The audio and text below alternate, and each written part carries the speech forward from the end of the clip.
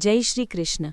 જીવનમાં ઘણીવાર એવા પ્રશ્નો ઊભા થાય છે, હું કોણ છું, મારું કર્તવ્ય શું છે, દુઃખ કેમ આવે છે, સાચો નિર્ણય કેવી રીતે લેવો અને જીવનમાં સાચી શાંતિ ક્યાં જાય છે. રસ્તો દેખાતો નથી અને જીવન ભારરૂપ લાગવા લાગે છે. ત્યારે હજારો વર્ષ પહેલાં ભગવાન શ્રી કૃષ્ણ દ્વારા અપાયેલો દિવ્ય જ્ઞાન આજે પણ આપણને સાચો માર્ગ બતાવે છે. માત્ર એક ધાર્મિક ગ્રંથ નથી, પરંતુ જીવન જીવવાની કળા છે. મનને સ્થિર રાખવાનો ઉપદેશ છે અને દરેક સમસ્યાનો સચોટ ઉકેલ છે. કુરુક્ષેત્રના યુદ્ધભૂમિ પર અર્જુન જ્યારે નિરાશા અને મૂંઝવણમાં ડૂબી ગયો હતો, ત્યારે ભગવાન શ્રી કૃષ્ણએ જે અમર જ્ઞાન આપ્યું, એ જ જ્ઞાન આજે પણ આપણા જીવનના દરેક પ્રશ્નોનો જવાબ આપે છે. આ વિડીયોમાં માત્ર 30 મિનિટમાં સંપૂર્ણ શ્રીમદ્ ભગવદ્ ગીતાના સારને સરળ અને સમજણભરી ભાષામાં રજૂ કરવામાં આવ્યો છે, જેથી તમે જીવનના રહસ્યોને સમજી શકો અને આત્મવિશ્વાસ સાથે આગળ વધી શકો. જો જીવનમાં તણાવ હોય, નિર્ણય લેવામાં મુશ્કેલી આવતી હોય અથવા મન હંમેશા ચિંતિત રહેતું હોય, તો આ ગીતાસાર તમારા માટે માર્ગદર્શક બની શકે. ભગવાન શ્રી કૃષ્ણ કહે છે કે હે અર્જુન, જે પણ મનુષ્ય શ્રદ્ધાપૂર્વક અને દોષ દૃષ્ટિ રહિત થઈને આ ગીતાશાસ્ત્રનું શ્રવણ અને મનન કરે છે, તે તમામ બાબતોમાંથી મુક્ત થઈને મારા પરમધામની પ્રાપ્ત કરે છે. મિત્રો, એટલે જ કહેવાય છે કે જે ઘરમાં દરરોજ શ્રીમદ્ ભગવદ્ ગીતાનો પાઠ વાંચવામાં કે સાંભળવામાં આવે છે, તે ઘરમાં ક્યારેય કોઈ સંકટ કે પરેશાની આવતી નથી. શાંતિ ઘર પર બનેલા રહે છે અને જીવન સુખ, સંપત્તિ, ધન, વૈભવ અને આનંદથી પરિપૂર્ણ થઈ જાય છે. આજના આ ખાસ વિડીયોમાં આપણે સંપૂર્ણ શ્રીમદ્ ભગવદ્ ગીતાના એ સાર વિશે વાત કરીશું, જેને જાણીને તમે ગીતાનો સાચો અર્થ સમજી શકશો. અધૂરું જ્ઞાન આપણા જીવનમાં ક્યારેય ઉપયોગી નથી હોતું, ઉલટાનું તે હાનિકારક નીવડે છે. તેથી આ ગીતા જ્ઞાનને અંત સુધી પૂરેપૂરું સાંભળજો અને આ વિચારોને તમે દરરોજ સવારે તથા રાત્રે સૂતા પહેલાં ચોક્કસ સાંભળજો. તેનાથી તમારા વિચારો અને જીવનમાં સકારાત્મક પરિવર્તન જરૂર આવશે. હે અર્જુન, આ સંસાર મારી જ માયા છે. આ સંસાર મારામાંથી જ ઉત્પન્ન થયો છે. હું જ તેનો પાલનપોષણ કરું છું અને હું જ આ સૃષ્ટિનો વિનાશ પણ કરું છું. હું ભૂતકાળ, વર્તમાન અને ભવિષ્યના તમામ પ્રાણીઓને જાણું છું, પરંતુ વાસ્તવિકતામાં મને કોઈ નથી જાણતું. શ્રીકૃષ્ણ કહે છે કે જે રીતે પ્રકાશમાં ચમકે છે, બરાબર તેવી જ રીતે સત્ય પણ ચમકે છે. તેથી મનુષ્યએ હંમેશા સત્યના માર્ગ પર જ ચાલવું જોઈએ. મૃત્યુ એક અટલ સત્ય છે, જેને ક્યારેય બદલી શકાતું નથી. જ્યારથી આ સંસારનું નિર્માણ થયું છે, ત્યારથી જન્મ મૃત્યુનું ચક્ર ચાલતું આવ્યું છે.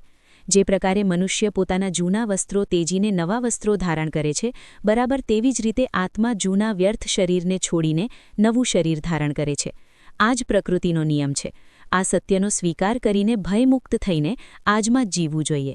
જ્ઞાની વ્યક્તિ કરે છે અને ન તો જીવિત પ્રત્યે મોહ રાખે છે, કારણ કે તેઓ જાણે છે કે જે મરી ગયું છે તે ફરી જન્મ લે છે, અને જે જીવે છે, હું તમામ પ્રાણીઓના હૃદયમાં સ્થિત તેમનો આત્મા છું. સંપૂર્ણ પ્રાણીઓનો આદિ, મધ્ય અને અંત પણ હું જ છું. હું ગ્રહોમાં સૂર્ય છું, દેવોમાં ઇન્દ્ર છું અને હું જ મહેશ છું, અને પર્વતોમાં હું હિમાલય છું. આ સંપૂર્ણ સંસારમાં તું જે કાંઈ પણ જોઈ રહ્યો છે, તે બધું જ હું છું. ભગવાન શ્રી કૃષ્ણ કહે છે કે મનની શાંતિથી વધીને આ સંસારમાં બીજી કોઈ સંપત્તિ નથી. જે વ્યક્તિએ પોતાના મનને શાંત રાખતા શીખી લીધું, તેનાથી વધુ ધનવાન આ દુનિયામાં બીજું કોઈ નથી. મનુષ્યએ સમયના બતાવેલા માર્ગ પર ચાલવું પડે છે, અને આને જ નિયતિ કહેવાય છે. જ્યારે આપણે આપણામાં બદલાવ લાવવાને બદલે પરિસ્થિતિને બદલવાનો પ્રયત્ન કરીએ છીએ, કર્તવ્ય સૌથી મોટો ધર્મ છે. ભગવાન શ્રી કૃષ્ણ ગીતામાં અર્જુનને ઉપદેશ આપતા કહે છે કે વ્યક્તિ કર્મ કરવા માટે જ જન્મ્યો છે. કર્મ કર્યા વગર કોઈ રહી શકતું નથી. મનુષ્યએ પરિણામની ચિંતા કર્યા વગર પોતાના કર્તવ્યોનું પાલન કરવું જોઈએ. ક્રોધ મનુષ્યને નરક તરફ લઈ જનાર છે. ક્રોધ કરવાથી વ્યક્તિનો મન અશાંત થઈ જાય છે અને આવેશમાં આવીને તે ઘણીવાર પોતાનું જ નુકસાન કરી બેસે છે. ભગવાન શ્રી કૃષ્ણ કહે છે કે મનુષ્યએ ક્રોધથી બચવું જોઈએ, તો પણ પોતાની જાતને શાંત રાખવાનો પ્રયત્ન કરવો જોઈએ. આ સંસારમાં આજે જે તારી પાસે છે, તે ગઈકાલે કોઈ બીજાનું હતું અને આવતીકાલે કોઈ ત્રીજાનું હશે. તું અહીં ખાલી હાથે આવ્યો છે અને ખાલી હાથે જ જઈશ. મન પર નિયંત્રણ રાખવું ખૂબ જરૂરી છે, જે મનુષ્યને કામ વાસનાઓ તરફ ભટકાવતો રહે છે. જો જીવનમાં સફળ થવું હોય તો મન પર કાબૂ મેળવવું અત્યંત આવશ્યક છે. મન શાંત થવાથી મગજની શક્તિ કેન્દ્રિત થાય છે, જેનાથી કાર્યોમાં સફળતા મળવા લાગે છે. ગીતા અનુસાર જે વ્યક્તિએ પોતાના મન પર વિજય મેળવી લીધો છે, તે મનમાં પેદા થતી નકામી ચિંતાઓ અને ઈચ્છાઓથી દૂર રહે છે. સાથે જ આવી વ્યક્તિ પોતાના લક્ષ્યને પણ સરળતાથી પ્રાપ્ત કરી લે છે. જો તમે તમારા મન પર કાબૂ નથી રાખી શકતા, તો તે તમારો સૌથી મોટો શત્રુ બની જશે. તમે ક્યારેય શાંતિ પ્રાપ્ત કરી શકતી નથી. તેથી સંદેહ કરવાથી બચો. વધુ પડતી શંકા કરવાથી મનની શાંતિ ભંગ થાય છે અને વ્યક્તિ ભ્રમિત થઈને પોતાના સંબંધોનો નાશ કરી નાખે છે. જ્યારે સ્વભાવની સુંદરતા હૃદયને આકર્ષે છે, તેથી મનુષ્યનો સ્વભાવ હંમેશા નિર્માણ હોવો જોઈએ. લોકો શું કરી રહ્યા છે, કેમ કરી રહ્યા છે, આ બધાથી તમે જેટલા દૂર રહેશો એટલા જ સુખી રહેશો. જિંદગીમાં આપણે કેટલા સાચા છીએ અને કેટલા ખોટા એ માત્ર બે જ જણ જાણે છે, એક પરમાત્મા અને બીજો આપણો અંતરાત્મા. ભગવાન શ્રીકૃષ્ણ કહે છે કે જે મનુષ્યની અંદર જ્ઞાનનો અભાવ હોય છે અને ઈશ્વરમાં શ્રદ્ધા નથી હોતી, તે મનુષ્ય જીવનમાં ક્યારેય આનંદ કે સફળતા પ્રાપ્ત કરી શકતો નથી.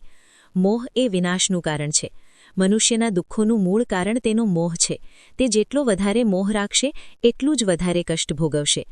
પછતાવો ભૂતકાળને બદલી શકતો નથી અને ચિંતા ભવિષ્યને સુધારી શકતી નથી.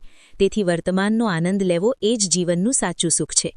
શ્રીકૃષ્ણ કહે છે કે તેનો સાથ આપ અને જે તને છેતરે છે તેનો ત્યાગ કર. જ્યાં તમારું સન્માન ન હોય ત્યાં ક્યારેય જવું ન જોઈએ, અન્યથા લોકો તમને નબળા અને મૂર્ખ સમજશે.